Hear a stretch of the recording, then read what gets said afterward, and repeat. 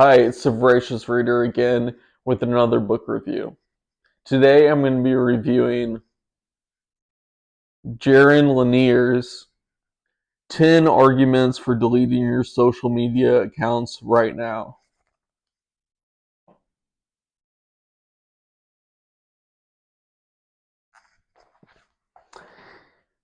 I'm going to try to keep this pretty quick, but a run through this book, I want to summarize his arguments and then tell you what I thought of them and see where we can go from there. The 10 numbered arguments. The first argument he has for deleting your social media right now is argument one: you are losing your free will. In argument one, he says that social media accounts are being manipulated through algorithms that predict behavior and push through notifications and other ways to influence you through the content. And your smartphone is essentially a cage that goes with you everywhere you are, is one of the analogies that he uses in this book. One of the main points he makes throughout this whole book, and his main argument really, is this acronym that he has called BUMMER. And what it stands for is behavior of users modified and made into an empire for rent. That was interesting that he said in this book, and he also said in the social media documentary on Netflix called The Social Dilemma, is that if you are not paying for a service like Facebook or Instagram or Twitter or X, then you're the product. If you're not paying for something, then you are the product. You are the product that the advertisers are using, the social media accounts are using to look at advertising. They're selling you and your data. He says algorithms serve advertisers, not users. And if you're not paying for something, you are the product. Argument two for deleting your social media, he says quitting social media is the most finely targeted way to resist the insanity of our times. For point two, quitting your social media is a targeted form of resistance. For argument three, he says social media is making you an asshole. There's a peak mentality online of people reacting to peer pressure and everyone wanting to be on social media because everyone else is and sort of following the crowd. Is that social media is making you meaner? Platforms reward anger, conflict, and bullying, and divisive engagement.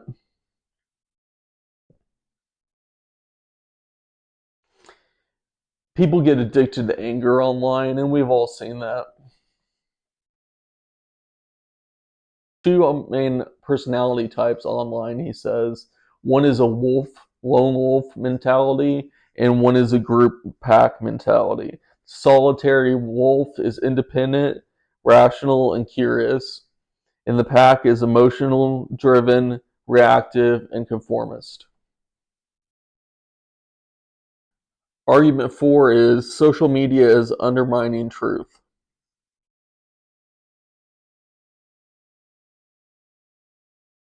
For argument five, he says social media is making what you say meaningless.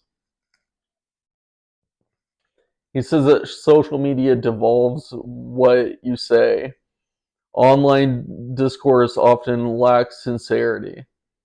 Conflict becomes performance shaped to get your attention.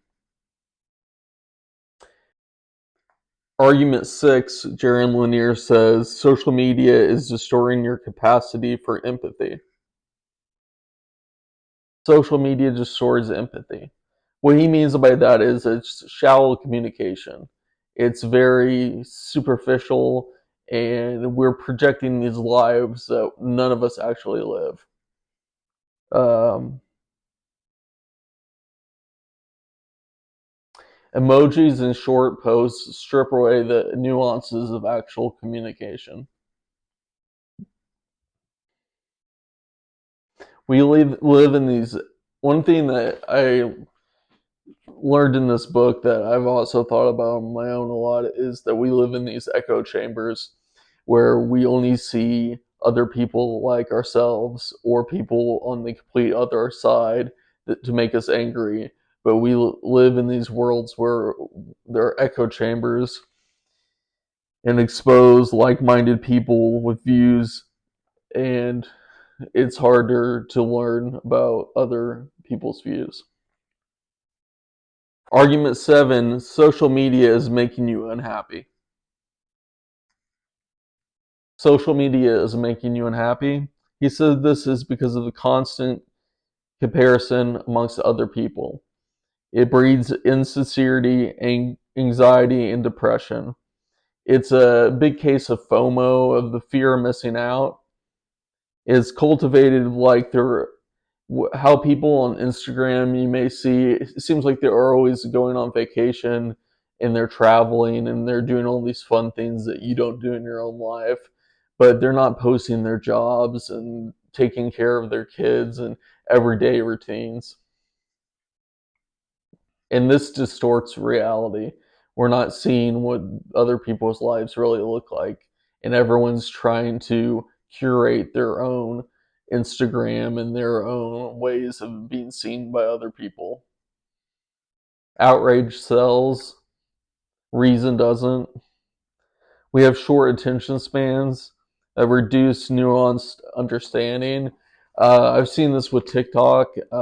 I did enjoy using TikTok during the pandemic, but I found that my attention span was wavering when I was trying to read difficult books or pay attention to arguments, and that it's really affecting us into our culture now where we want instant gratification. And I've seen this in movies where if you watch an older movie, the beginning of the movie is much slower and the credits run and they really take their time. But now in movies, we have to have this constant action and drama right from the beginning of the film to hold our attention.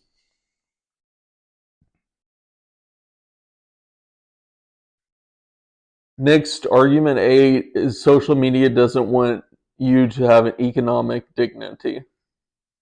In this point, for point number 8, he's saying that users generate content for these social media sites, but the social media sites don't give us anything in return. Argument 9 is social media is making politics impossible. I don't know what this is like. Outrage sells, reason doesn't. It doesn't matter what side of the political discourse you're on.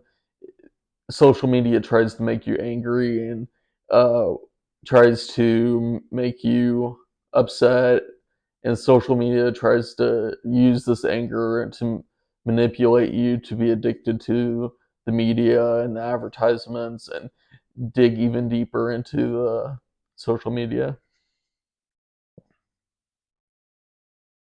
10 is social media hates your soul. Of these websites, it's the behavior modification that occurs when you're using them that is so dangerous, Lanier says. He makes an analogy that it's like lead paint. Back when lead paint was discovered to be hazardous, um, some smart people waited around for a safer alternative before they painted their house. And he wants people to do the same thing with social media. Wait until there's a better version that's less dangerous to us and then use it. He is harming your soul. he was for this point he was saying that you become a reflection of your algorithm. Behavior shifts and you seek likes and shares, and become addicted to this dopamine, to this rewarding and this feel good energy when other people give you a thumbs up or a like or comment online, and you become addicted of being validated by others. Some final notes on this book. I would say I really like the points where he talked about how your energy is drained and your attention span because of social media, and how using it on a constant basis really drains you. And I've seen that in my own life. Interesting when he talks about how social media subtly changes you over amounts of time where you don't see a big change, but others might see a change in you. What he didn't really talk about enough in this book, and I wish he would have, is how there are still responsible ways to use social media. I know for myself, I've deleted all my social media before, then I've used it from time to time. And I think if you have a responsible use of social media and you're not addicted to it and you're not using it every hour, every day, and you're not living your life through social media, I think you can still have it and have a happy and productive life. Uh, I think he's a bit radical in this book, saying delete all your social media and do it right now. I know a lot of people use social media to stay in contact with their friends from high school or college, or their family, and they want to see what other people are doing in their lives. And I don't think there's anything wrong with that. But I think we need to be aware of what social media is doing to us over time. And there are some things I hate with social media. I hate the drama and the arguing and the politics, and the doom scrolling really gets me, like with TikTok or Instagram, when people are just scrolling mindlessly through their phone. And I think this is one of the terrible things. Um, we've become addicted to our phones in this society, and I think everyone pretty much agrees with me on that. It's just how we use them, what programs we use, and uh, we have to make sure that we're making choices that are thought out and we're not just going with the flow. I would give this book 3 out of 5 stars. It's very interesting, and Jared Lanier was one of the first people to work in the virtual reality world and technology. And I don't know when that would have been, the 80s, 90s. He was around when the big tech companies happened, but he wasn't part of a social media company, but he was in that programming world. And I think he has a lot of interesting points to make, but I would also like to see more of a psychology, social aspects of how this social media affects us, not just the technology. He does go into how it affects us as people, but I would like to see even more personal accounts of that, and through psychology and sociology. But I think there's other books like that are really popular right now, like The Anxious Generation. I'm hoping to read that one soon. But to try to keep this brief, I would go ahead and I would read this book. I would recommend it to people, but I think it really opens a lot of doors of questions you'll have and that won't be answered in this book. And I don't think people should just rush to delete their social media, but I think we should think about how we're using it on a daily basis. So yeah, 3 out of 5 stars. I would recommend it. Have a good day. Happy reading.